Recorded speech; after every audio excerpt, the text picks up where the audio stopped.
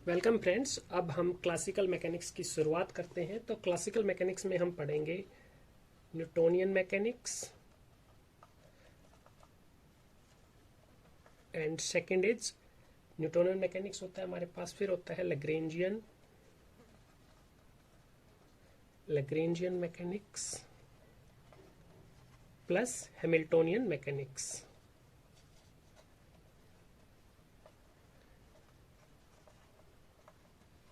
और जो Newtonian mechanics होती है ये फोर्स बेस्ड होती है, और जो लैग्रेंजियन और हैमिल्टोनियन मैकेनिक्स होती है ये दोनों एनर्जी बेस्ड होती है। ठीक है, तो अब हम यहाँ पे एक्चुअली में लैग्रेंजियन मैकेनिक्स और हैमिल्टोनियन मैकेनिक्स पढ़ेंगे। न्यूटोनियन मैकेनिक्स बाद में करवाऊंगा मैं। ठीक है, और यहाँ पे देखिए हम बात करें लैग्रेंजियन मैकेनिक्स और हैमिल्टोनियन मैकेनिक्स की, तो ये हमारे लिए CSIR नेट, ठीक है, जेस्ट, TIFR वगैरह और गेट इसके लिए ज़्यादा इंपॉर्टेंट होती है। लैग्रेंजियन मैकेनिक्स और हैमिल्टोनियन मैकेनिक्स हमारे पास IIT जैम में नहीं आती। न्यूटोनियन मैकेनिक्स हमारे लिए IIT जैम के लिए इंपॉर्टेंट होती है। ठीक है, अब हम यहाँ पे देखिए बात करें लैग्रेंजियन मैकेनिक्स जो होती है वो हम कहाँ पे पढ़ते हैं। और देखिए लैग्रेंजियन मैकेनिक्स की हम मोस्टली क्वांटम फील्ड थ्योरी में यूज़ करते हैं। ठीक है, क्वांटम फील्ड थ्योरी। और अगर बात करें हैमिल्टोनियन मैकेनिक्स, तो हैमिल्टोनियन मैकेनिक्स क्वांटम मैकेनिक्स में यूज होती है। अगर आपको हैमिल्टोनियन मैकेनिक्स अच्छे से आती है तो आपको क्वांटम मैकेनिक्स समझने में ज़्यादा दिक्कत नहीं आएगी। ठीक है, अब हम देखते हैं इनकी बाकी बातें। ठीक है, तो अगर बात करें जो अगर हमारे पास पहले से ही न्यूटोनियन मैकेनिक्स थी तो हमें लैग्रेंजियन और हैमिल्टोनियन मैकेनिक्स की ज़रूरत क्यों पड़ी। तो देखिए जो हमारे पास न्यूटोनियन मैकेनिक्स होती है वो फोर्स बेस्ड होती है, और जो लैग्रेंजियन और हैमिल्टोनियन होती है ये स्केलर एनर्जी बेस्ड होती है। ठीक है, तो किसी वेक्टर की बजाय एक स्केलर को ट्रीट करना इजी होता है। ठीक है, हैमिल्टोनियन मैकेनिक्स और लैग्रेंजियन मैकेनिक्स ये एनर्जी बेस्ड होती है। और अगर बात करें मैनी बॉडी प्रॉब्लम्स भी अगर हमारे पास आती है, सेंट्रल फोर्स मोशन पढ़ते हैं, तो वहाँ पे जब मैनी बॉडी प्रॉब्लम्स आ जाती है तो एनर्जी जो लैग्रेंजियन और हैमिल्टोनियन वाली अप्रोच है उसको यूज़ करना थोड़ा ज़्यादा ईजी होता है कंपेयर टू न्यूटोनियन मैकेनिक्स। ठीक है, इसका मतलब ये नहीं है कि ये अच्छी है न्यूटोनियन मैकेनिक्स से। ठीक है, इसका मतलब ये नहीं है। ठीक है, तो हम इसके बारे में एक बात ये बोल सकते हैं, दीज आर अल्टरनेटिव अप्रोचेज। ठीक है, दीज आर अल्टरनेटिव टू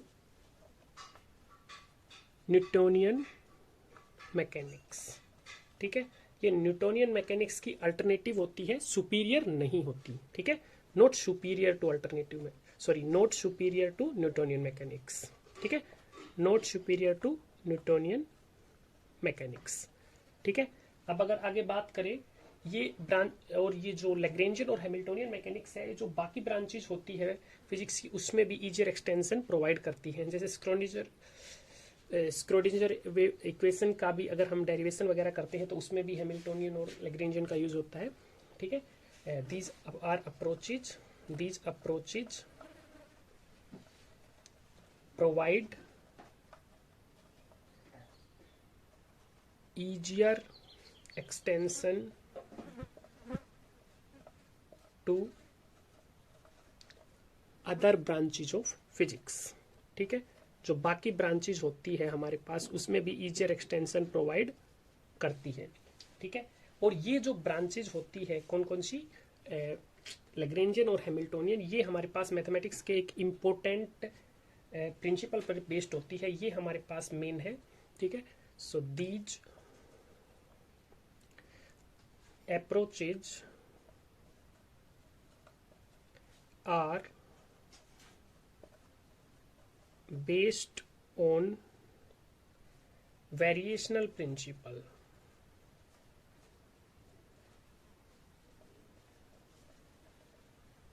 ठीक है, वेरिएशनल प्रिंसिपल ऑफ मैथमेटिक्स। ठीक है, ये ब्रांचेज ये अप्रोचेज जो होती है ये वेरिएशनल प्रिंसिपल के ऊपर बेस्ड होती है। ठीक है, तो अब अगर इसकी बात करें तो देखिए अब आपको एक बात की जाए, अगर हम बात करें, मैं यहाँ पे बोल रहा हूँ कि ये वेरिएशनल प्रिंसिपल के ऊपर बेस्ड होती है। These approaches are based on variational principle of mathematics. ठीक है, तो अब सभी को एक बात मालूम होगी मैंने बोला वेरिएशनल प्रिंसिपल, ठीक है।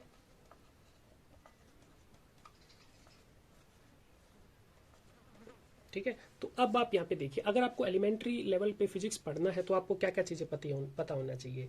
मैट्रिसेस पता होना चाहिए आपको, ठीक है, मैट्रिसेस पता होना चाहिए। सेकंड, डिफरेंशियल इक्वेशन पता होना चाहिए, डिफरेंशियल इक्वेशन में पार्शियल भी आ जाती है, ठीक है। तीसरा, आपको वेक्टर कैलकुलस का पता होना चाहिए, ठीक है। तो इसी तरह अगर हम बात करें, आपको एडवांस लेवल पे फिजिक्स पढ़नी है, थ्योरेटिकल लेवल पे आपको रिसर्च वगैरह करनी है, तो आपको क्या क्या पता होना चाहिए। वेरिएशनल प्रिंसिपल आपको पता होना चाहिए, ठीक है।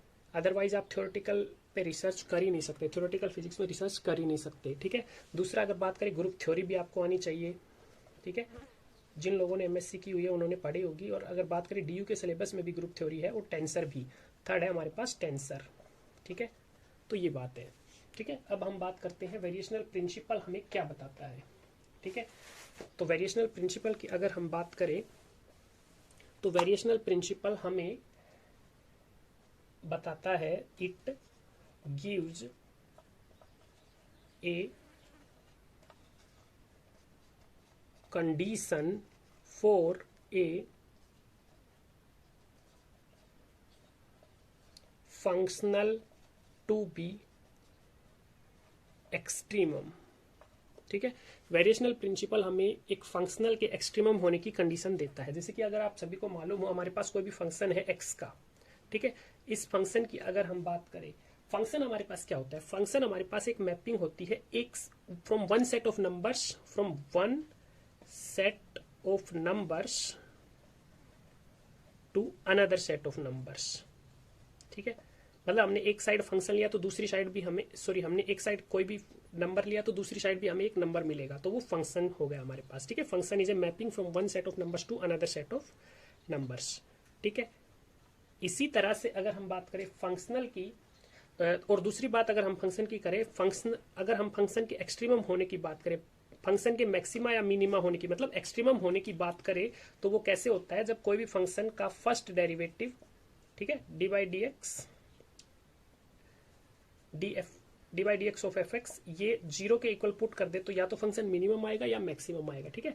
तो फंक्शन के एक्सट्रीमम होने की कंडीशन ये होती है। तो ऐसे ही अगर हम बात करें, जो फंक्शनल होता है वो हमें एक जो वेरिएशनल प्रिंसिपल होता है, ये हमें एक फंक्शनल के एक्सट्रीमम होने की कंडीशन देता है, ठीक है। तो अब फंक्शनल क्या होता है, फंक्शनल को आप कुछ इस तरह से डिफाइन कर सकते हो। मैं एग्जांपल लेके बताता हूँ, जैसे कि एक्स स्क्वायर का डीएक्स लिया हमने, 0 से लेकर 2 तक लिमिट ले ली, और फिर अगर हम ले ले एक्स की क्यूब का डीएक्स लिमिट, यही रख लेते हैं, ठीक है। तो अगर इसको सोल्व करेंगे तो ये कितना आएगा, एक्स क्यूब बाई 3, मतलब ये आ जाएगा 8/3, और इधर करें तो x4/4, मतलब ये आ जाएगा हमारे पास x की पावर 4/4, ठीक है। तो 2 की पावर 4/4, 16/4, 4, ठीक है। ये 8/3 आ गया और ये आ गया 4, ठीक है। तो अब आप यहाँ पे एक चीज देख पा रहे हैं, ये हमारे पास क्या है,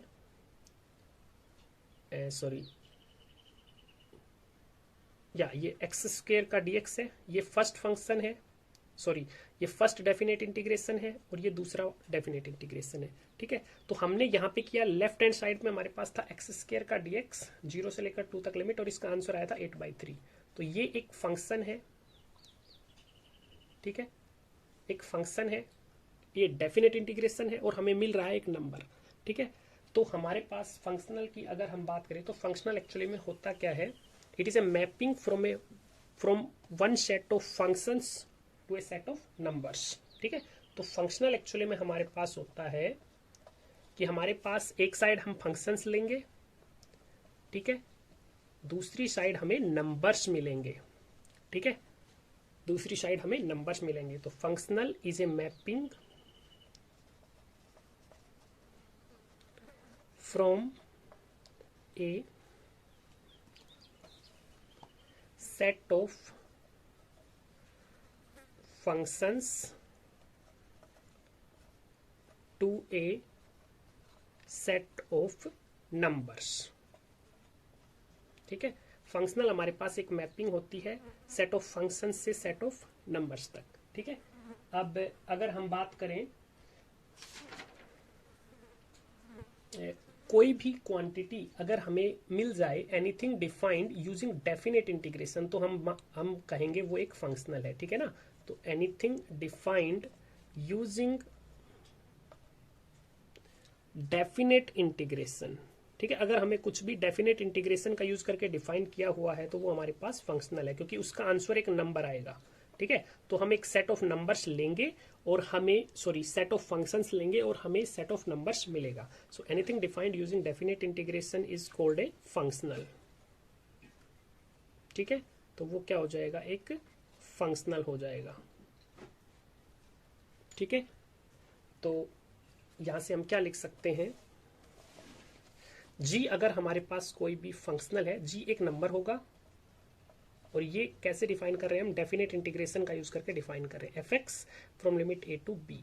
तो जी हमारे पास किसका फंक्शनल है, G is a functional of F. तो इसको हम इस तरह से लिखेंगे, G is a functional of F, कुछ इस तरह से हम इसको लिखेंगे। जैसे एफ एक्स लिख रहे थे हम, तो यहां से इसके बारे में क्या बोलते थे, F is a function of x, लेकिन जी एफ, जी और ये फिर रेक्टेंगुलर ब्रैकेट्स में अगर हम इसको लिख देंगे तो G is a functional of F, इस तरह से हम बोलेंगे, ठीक है।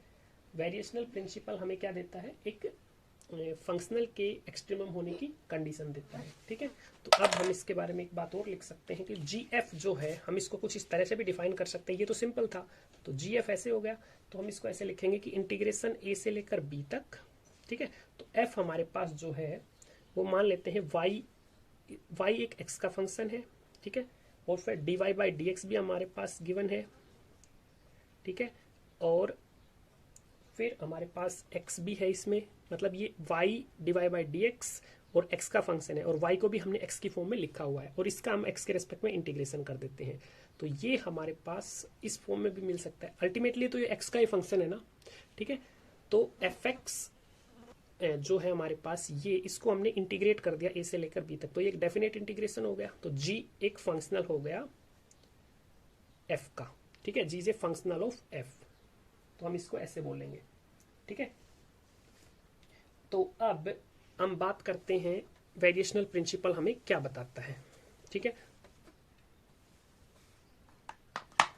So according to variational principle मैंने अभी अभी आपको बताया, वेरिएशनल प्रिंसिपल एक फंक्शनल के एक्सट्रीमम होने की कंडीशन देता है। तो हम यहां से लिख सकते हैं, अकॉर्डिंग टू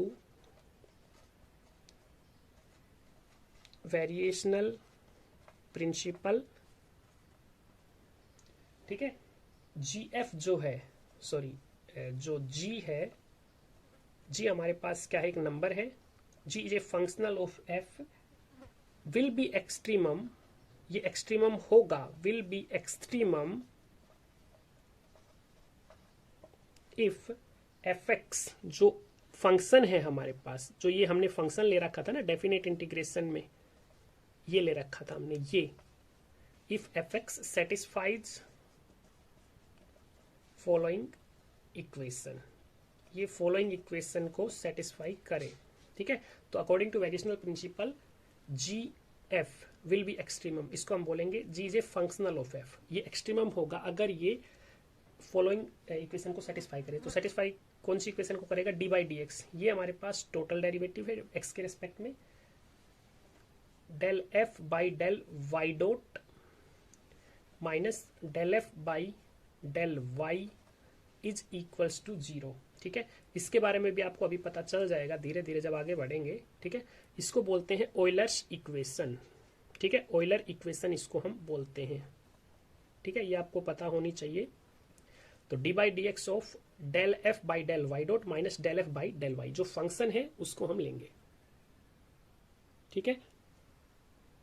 तो यहां से क्या बोला, d by d x del f by del y dot minus del f by del y is equal to 0, इसको बोलते हैं ऑयलर्स इक्वेशन, ठीक है। अब हम बात करते हैं आगे बेसिक कॉन्सेप्ट्स जो हम लैग्रेंजियन और हैमिल्टोनियन मैकेनिक्स में यूज करते हैं, ठीक है। बेसिक कॉन्सेप्ट्स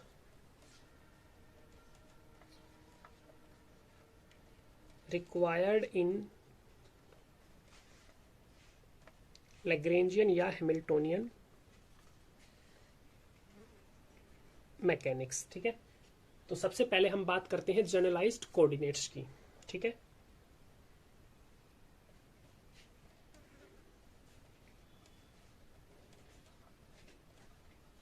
जनरलाइज्ड कोऑर्डिनेट्स, ठीक है। तो हम यहाँ पे देखिए क्लासिकल मैकेनिक्स में हम क्या करेंगे, जो कोऑर्डिनेट्स है हमारे पास उसको हम जनरलाइज करेंगे, कोऑर्डिनेट को हम जनरलाइज करेंगे। जैसे कि अगर हम बात करें कोऑर्डिनेट क्या होता है, तो कोऑर्डिनेट हमारे पास एक तरह का वेरिएबल होता है, ठीक है। कोऑर्डिनेट हमें क्या बताता है कि हम पोजीशन कैसे चेंज हो रही है, ठीक है। कोई एक बॉडी है, मान लो वो पहले किसी भी part x is equal to 2 पे है वो, फिर उसके कुछ देर बाद वो एक्स इज इक्वल टू 3 पे चली गई, तो कोऑर्डिनेट हमें क्या बताता है कि पोजीशन उसकी कैसे चेंज हो रही है, ठीक है, वो हमें बताता है, ठीक है। और जनरलाइज्ड कोऑर्डिनेट्स में हम क्या देखेंगे, कोऑर्डिनेट्स जो है उसको हम जनरलाइज करेंगे, ठीक है। तो सबसे पहले हम देखिए इसको डेफिनेशन के फॉर्म में लिखना चाहें, ठीक है, तो these are suitable variables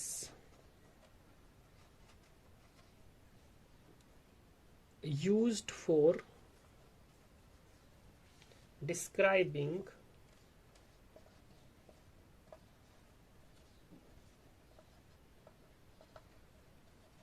dynamics of system, ठीक है। और इसका सिंबल जो है वो होगा QI, ठीक है। अब देखिए जनरलाइज्ड कोऑर्डिनेट्स क्या होते हैं, ये सूटेबल वेरिएबल्स होते हैं जो किसी भी सिस्टम की डायनामिक्स को बताने के लिए यूज किया जाता है। डायनामिक्स का मतलब यहाँ पे जरूरी नहीं है कि मूवमेंट हो ही रहा है, ठीक है। डायनामिक्स का मतलब ये है कि उस क्वांटिटी उस सिस्टम में चेंज हो रहा है। डायनामिक्स का मतलब ये है कि उस सिस्टम के अंदर चेंज हो रहा है, मूवमेंट हो जरूरी नहीं है, चेंज हो रहा है। जैसे कि अगर हम बात करें इलेक्ट्रिकल सर्किट्स की बात करें, हम कैपेसिटर की बात करते हैं, तो कैपेसिटर में देखें तो कैपेसिटर में क्या चेंज होता है। कैपेसिटर में जब हम उसको बैटरी से कनेक्ट कर देते हैं, ठीक है, जब हम उसको सेल से कनेक्ट कर देते हैं तो देखिए यहाँ पे इसमें चार्ज चेंज होता है, ठीक है। मतलब इसमें कौन सी क्वांटिटी चेंज हो रही है, क्यू। टाइम के साथ क्यू बढ़ता जाता है, कैपेसिटर चार्ज होने लगता है, ठीक है। तो यहाँ पे सुटेबल वेरिएबल हमारे पास क्या हो जाएगा, क्यू, ठीक है। इसके बारे में हम और भी लिख सकते हैं, पहले फिर बताता हूं मैं। It may be linear, angular और समथिंग एल्स। देखिए अगर अभी तक आपने देखा हो तो हम जो भी कोऑर्डिनेट्स पढ़ते थे, कोऑर्डिनेट्स हमारे पास लीनियर कोऑर्डिनेट्स हो सकते थे, एंगुलर कोऑर्डिनेट्स में थीटा लेते थे हम, ठीक है।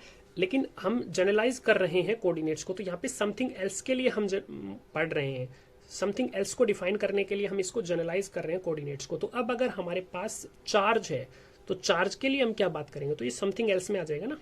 तो चार्ज जो है वो हमारे पास क्या होगा, जनरलाइज्ड कोऑर्डिनेट होगा। इलेक्ट्रिकल सर्किट के लिए अगर हम बात करें तो हमारे पास इलेक्ट्रिकल सर्किट के लिए जो कोऑर्डिनेट होगा, जनरलाइज्ड कोऑर्डिनेट हो जाएगा Q, ठीक है। तो अगर हम वैसे भी देखें नॉर्मल, अगर अब बात करें, अगर हमें किसी पार्टिकल की किसी सिस्टम में देख रहे हैं हम, ये हम ले रहे हैं कार्टेशियन कोऑर्डिनेट सिस्टम ले रहे हैं, ठीक है। तो यहाँ पे कोई पार्टिकल है, ठीक है, तो ये एक्स एक्सिस से कितने डिस्टेंस पे है, वाई डिस्टेंस पे, और वाई एक्सिस से एक्स डिस्टेंस पे है, ठीक है। तो इसका कोऑर्डिनेट एक्स वाई है हमारे पास। और अगर हम इसको प्लेन पोलर कोऑर्डिनेट्स में डिफाइन करना चाहें, अगर प्लेन में बात कर रहे हैं, तो ये पोजीशन हमारे पास, ये तो आर डिस्टेंस पे हो गया और ये थीटा एंगल हो जाएगा, ठीक है। तो इसके कोऑर्डिनेट्स प्लेन पोलर कोऑर्डिनेट्स में इस पॉइंट के कोऑर्डिनेट्स हो जाएंगे आर थीटा, ठीक है। तो ये हमने बात की कार्टेशियन कोऑर्डिनेट्स में, ये प्लेन पोलर कोऑर्डिनेट्स में बात की। तो लीनियर भी हो गया हमारे पास, और थीटा हमारे पास क्या है, एंगुलर कोऑर्डिनेट है, ठीक है। और अगर हम ऐसे भी बात करना चाहें तो एक्स वाई जेड तो हमारे पास क्या हो जाएंगे, कार्टेशियन कोऑर्डिनेट्स में हो जाएंगे, ठीक है। जो हमारे पास जनरलाइज्ड कोऑर्डिनेट होगा क्यू आई, वो एक्स भी हो सकता है, वाई भी हो सकता है, जेड भी हो सकता है, ठीक है। और अगर हम बात करें जनरलाइज्ड कोऑर्डिनेट, हम क्यू आई से डिनोट कर रहे हैं, ये हमारे पास, अगर हम स्फेरिकल पोलर कोऑर्डिनेट्स की बात करें तो ये हो सकता है आर थीटा फाई, ठीक है। तो आर तो हमारे पास लीनियर कोऑर्डिनेट हो जाएगा, और थीटा और फाई क्या हो जाएंगे, एंगुलर कोऑर्डिनेट्स हो जाएंगे। और समथिंग एल्स के लिए हमने क्या बात कर दी कि हमारे पास हम ले रहे हैं इलेक्ट्रिकल सर्किट ले रहे हैं, उसमें चार्ज Q, तो Q हमारे पास क्या हो जाएगा, समथिंग एल्स में आ जाएगा, ठीक है। तो हम यहाँ से बोल सकते हैं electrical circuit, for electrical circuit, for electrical circuit charge is suitable variable. ये सुटेबल वेरिएबल्स होते हैं, हम अपनी सहूलियत के अनुसार लेते हैं। Charge is suitable variable, charge suitable variable होता है। तो सो इलेक्ट्रिकल सर्किट के लिए हम क्या बात करेंगे, so charge is generalized coordinate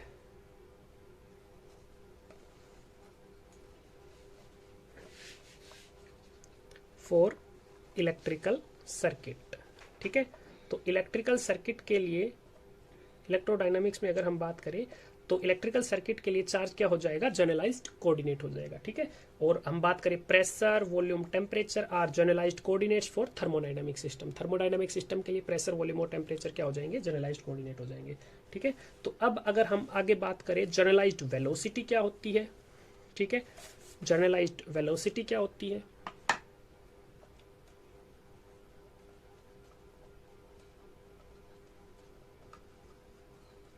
generalised velocity क्या होती है। ठीक है, तो जनरलाइज्ड कोऑर्डिनेट डिफाइन किया हमने, उसके बाद जनरलाइज्ड वेलोसिटी होती है it is the total time derivative. ठीक है, total time derivative of generalised coordinate.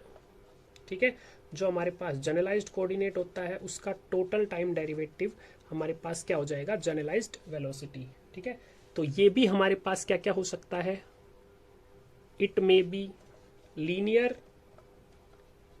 Generalised velocity भी हमारे पास लीनियर हो सकती है, एंगुलर भी हो सकती है, और समथिंग एल्स, और कुछ भी हो सकता है, डिपेंड करता है कि हम कहाँ कौन से सिस्टम में ले रहे हैं, और समथिंग एल्स। तो देखिए अभी अभी मैंने जनरलाइज्ड कोऑर्डिनेट की जो बात की थी, जनरलाइज्ड कोऑर्डिनेट हमने कार्टेशियन कोऑर्डिनेट्स में लिया था एक्स वाई जेड। ठीक है, तो ये हमारे पास जनरलाइज्ड वेलोसिटी क्या होता है, टोटल टाइम डेरिवेटिव होता है। तो अगर हम इसको हम सिंबल क्या लिखेंगे, इसका सिंबल हो जाएगा जनरलाइज्ड वेलोसिटी का टोटल टाइम डेरिवेटिव। तो मतलब क्यू आई का टाइम के रिस्पेक्ट में डिफरेंशिएशन कर देंगे, D Q I by D T, तो इसको हम लिखेंगे क्यू आई डॉट से। ठीक है, तो सिंबल क्या हो जाएगा जनरलाइज्ड वेलोसिटी का, क्यू आई डॉट। ठीक है, तो हमने अभी अभी देखा था जो जनरलाइज्ड कोऑर्डिनेट होता है कार्टेशियन कोऑर्डिनेट्स में एक्स वाई जेड होता है, तो एक्स का डिफरेंशिएशन करेंगे टी के रेस्पेक्ट में, total differentiation D by D T करेंगे तो D X by D T आ जाएगा, तो ये हो जाएगा एक्स डॉट। ठीक है, तो क्यू आई डॉट क्या हो जाएगा, एक्स डॉट, वाई डॉट और जेड डॉट। और अगर हम जनरलाइज्ड कोऑर्डिनेट हमने देखा था स्पेरिकल पोलर कोऑर्डिनेट्स में, तो ये था आर, थीटा और फाई, तो यहाँ पे क्या हो जाएगा, ये आर डॉट, थीटा डॉट और फाई डॉट। ठीक है, अब इलेक्ट्रिकल सर्किट की बात करें तो इलेक्ट्रिकल सर्किट में हमने जो जनरलाइज्ड कोऑर्डिनेट लिया था क्यू आई, वो था हमारे पास चार्ज, मतलब क्यू था। अब इसका टोटल टाइम डेरिवेटिव कर दे चार्ज का, मतलब D Q by D T करें, तो D Q by D T क्या होता है, करंट होता है। ठीक है, D Q by D T क्या होता है, करंट होता है। तो इलेक्ट्रिकल सर्किट के लिए जनरलाइज्ड वेलोसिटी क्या हो जाएगा, मतलब क्यू आई डॉट क्या हो जाएगा, करंट हो जाएगा। तो समथिंग एल्स जो बोल रहे थे ना, इसीलिए हम इसको जनरलाइज करना चाह रहे हैं। ठीक है, तो इलेक्ट्रिकल सर्किट के लिए जनरलाइज्ड वेलोसिटी हो जाएगा करंट, और बाकी टॉपिक्स हम नेक्स्ट वीडियो में पढ़ेंगे। सो थैंक्स फ्रेंड्स, अपने फ्रेंड्स के साथ शेयर कीजिए।